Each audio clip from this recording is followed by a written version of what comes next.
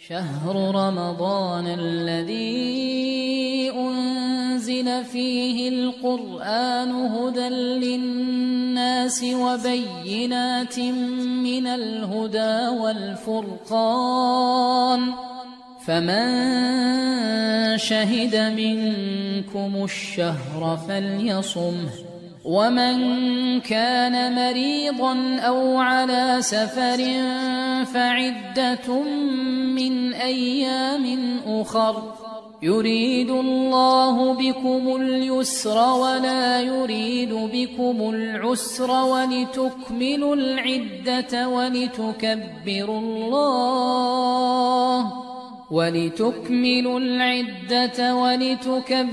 الله على ما هداكم ولعلكم تشكرون.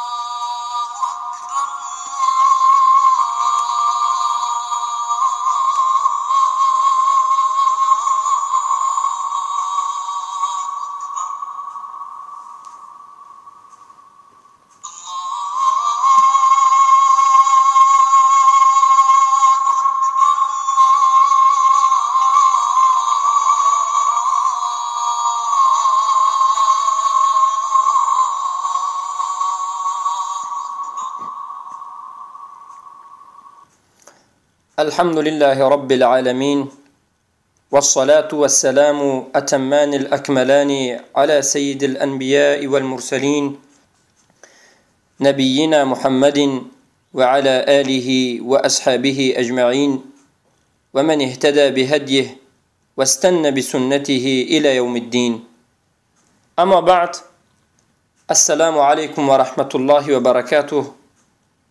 برادران و خواهران عزیز، الله رب العزت و الجلال را حمد و شکر و ستایش میکنیم که به ما بندگانش بار دیگر فرصت داد که در این روزهای مبارک، در هفتم یا هشتم روز ماه مبارک رمضان با شما صحبت داشته باشیم. ان شاء الله در این حلقه 89 ما باقی مانده از اقسام مردم نسبت ماه مبارک رمضان را بیان خواهیم کرد که 5 قسم اونها را بیان کرده بودیم که 5 قسم دیگرش باقی مانده است. 6م قسم از مردم نسبت ماه مبارک رمضان این مسافر است.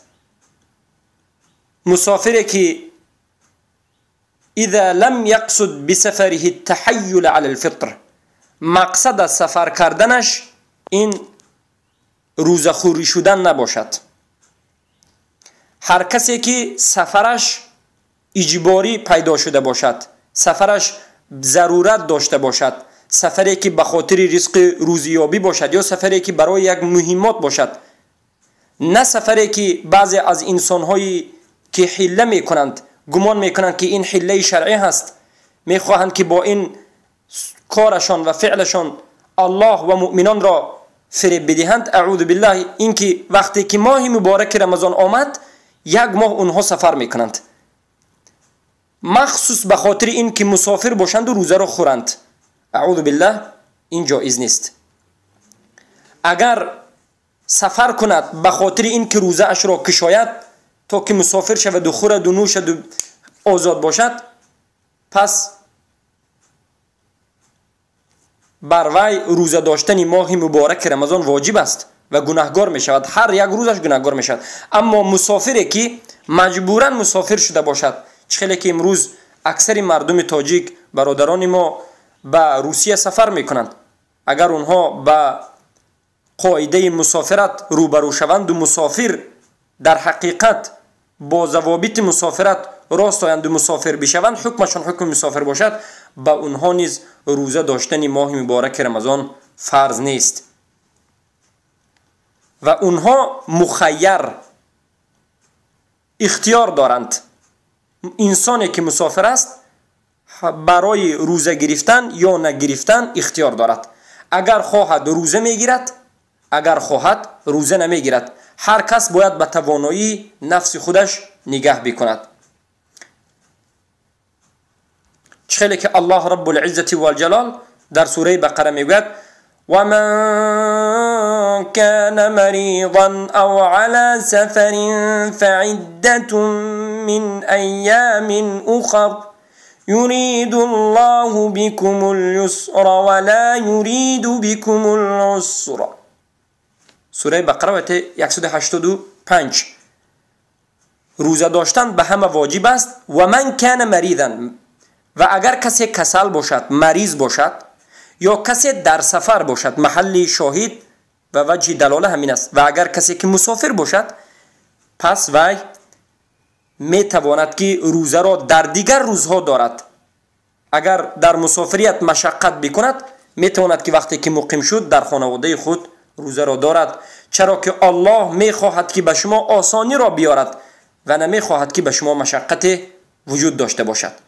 و اینچنین از انس بن مالک رضی الله عنه روایت است که در حدیث متفق علیه ذکر شده است. حدیث متفق علیه یعنی امام بخاری و امام مسلم روایت می کنند که از ابی سعید الخدری رضی الله عنه روایت شده است. قال یرون ان من وجد قوة فصام فإن ذلك حسن ويرون أن وجد ضعفا فأفطر فإن ذلك حسن. سبحان الله، سبحان الله.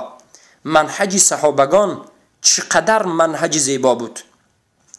دینداری صحابگان چقدر کامل و زیبا بود.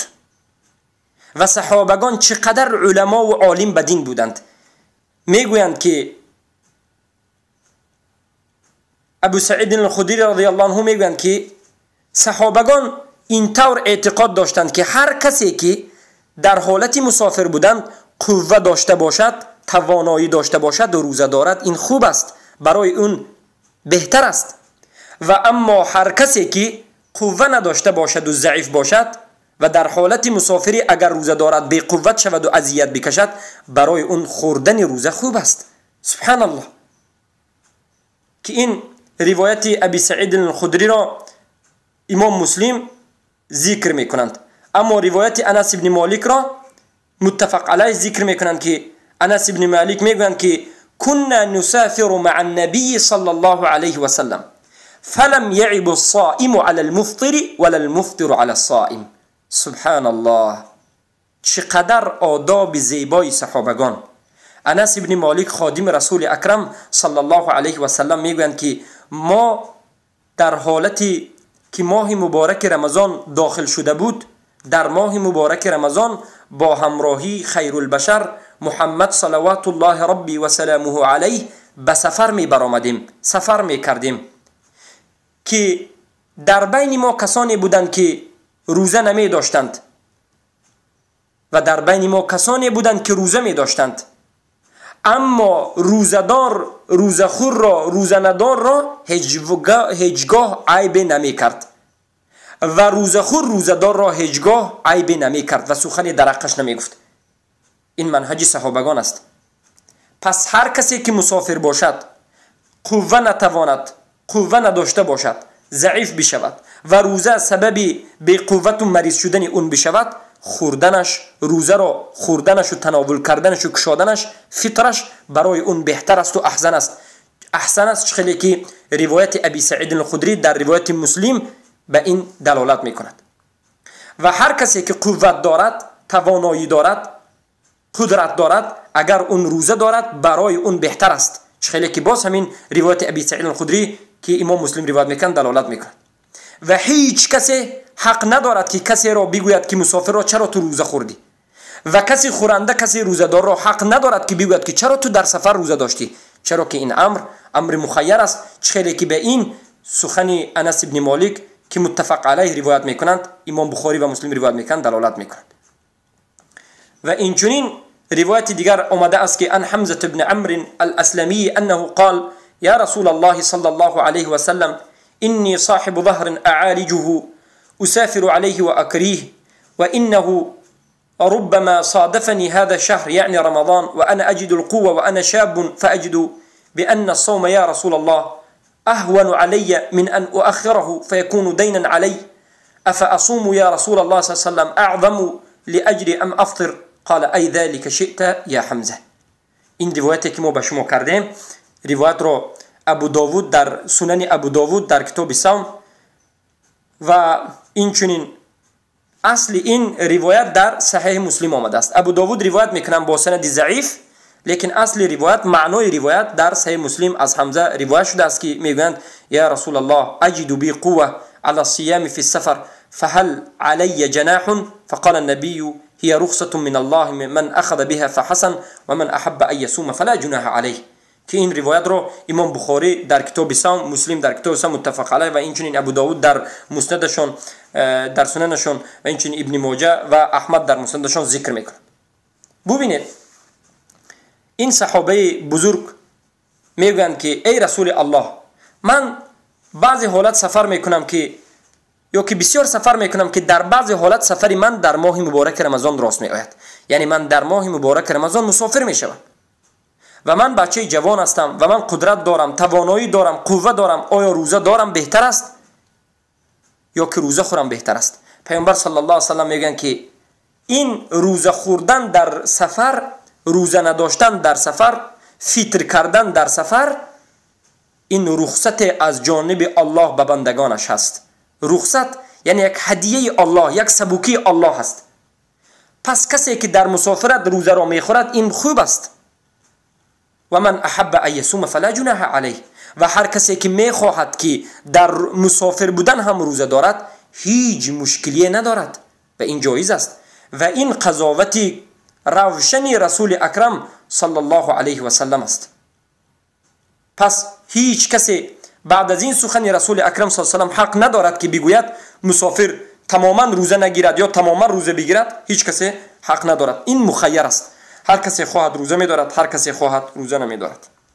پس هر کسی که در سفر باشد، خصوصا در هواهای گرمی به وی مشقت بیاید، در ماه، در اتوبوس ها، در ماشین ها به سبب بسیار راه گشتن، به سبب گرمی اگر به اون مشقت بیاید، بهترش و خوبترش برای این مسافر این است که روزه را بکشاید و روزه خور باشد و از روزهای خنک و زمستان، روزهای کوتاه و روزهای خنک میتواند که قضای این روزه را دارد. چرا که الله رب العزت و الجلال به هیچ بنده اش مشقت را نمیخواهد.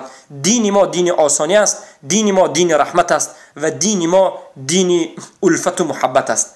پس این حکم کامل رسول اکرم صلی الله علیه و سلم بود و این حکم رسول اکرم صلی الله علیه و سلم است که روایت شده است که میگویند كما في حديث أبي الدرداء رضي الله عنه قال خرجنا مع النبي صلى الله عليه وسلم في رمضان في حر شديد حتى أن كان أحدنا لا يضع يده على رأسه من شدة الحر وما فينا صائم إلا رسول الله صلى الله عليه وسلم وعبد الله بن رواحه.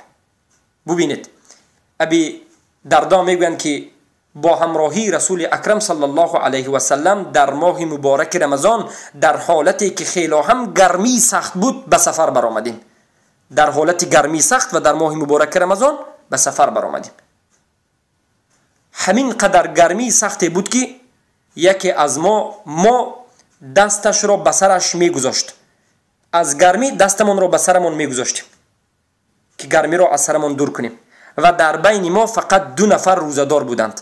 رسول اکرم صلی الله علیه و سلم با تقواترین امت، امام با تقواهان در این عالم و در آخرت و بهترین فرزند آدم روزدار بودند. محمد صلوات الله ربی و سلامه علیه و عبدالله ابن رواحه.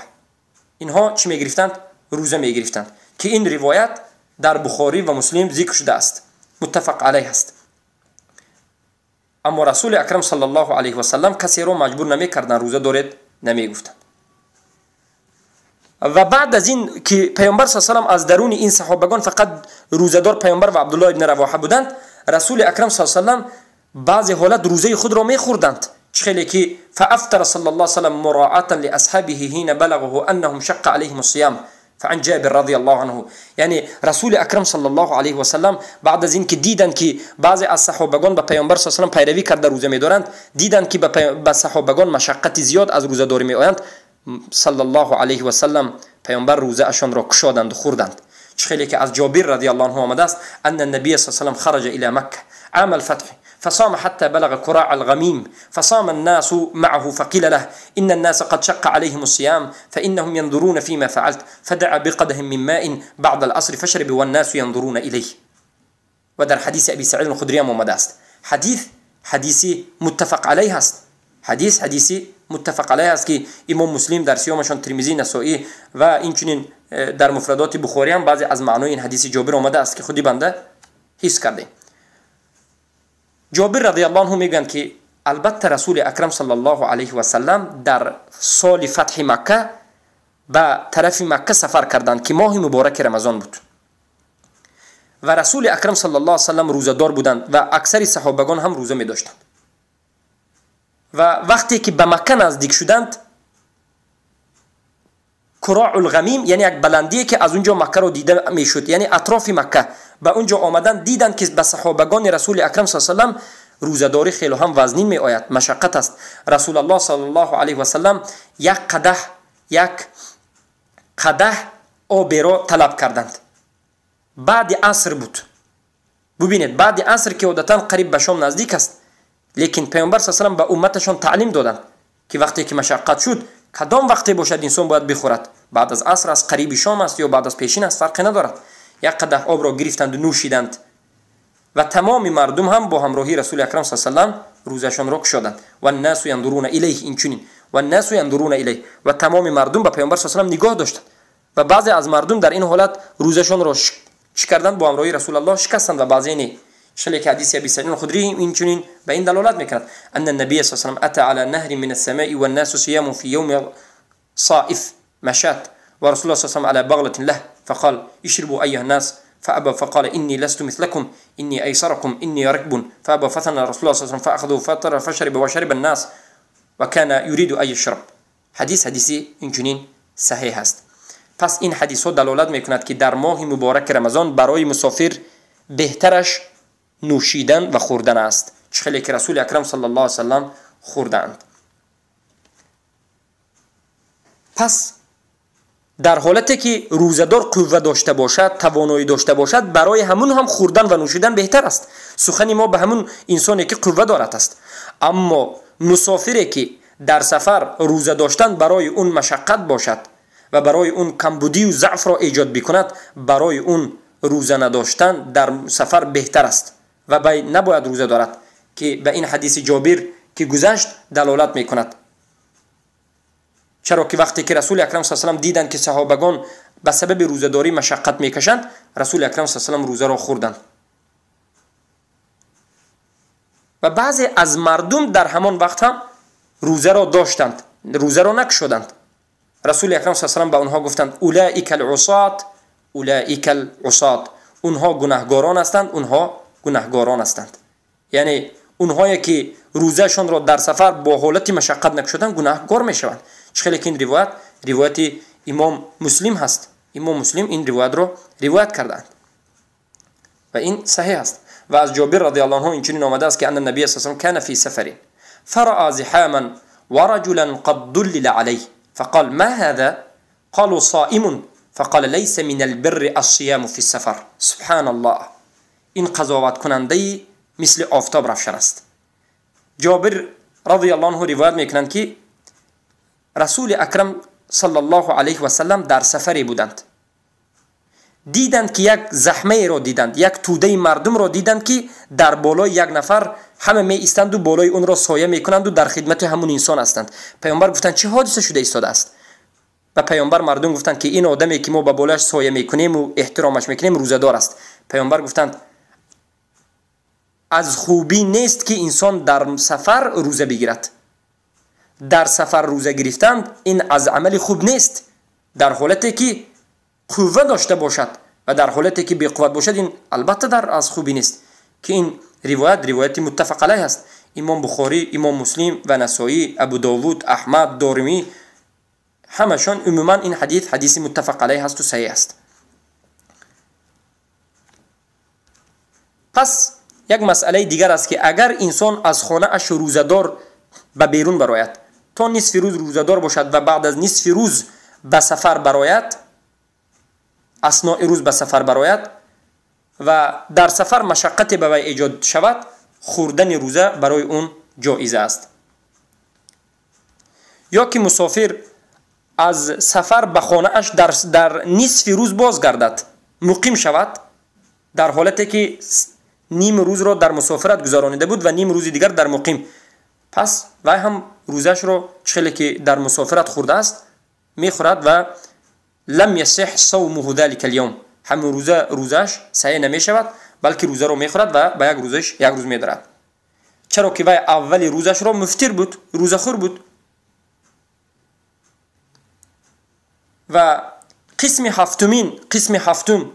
هفتم گروه مردمی که به اونها روزه خوردن جایز است، المریض الذي یرجى برء مرضه، یا که هفتمین گروهی که این گروه نسبت ماه رمضان قاعده خاص خود را دارند.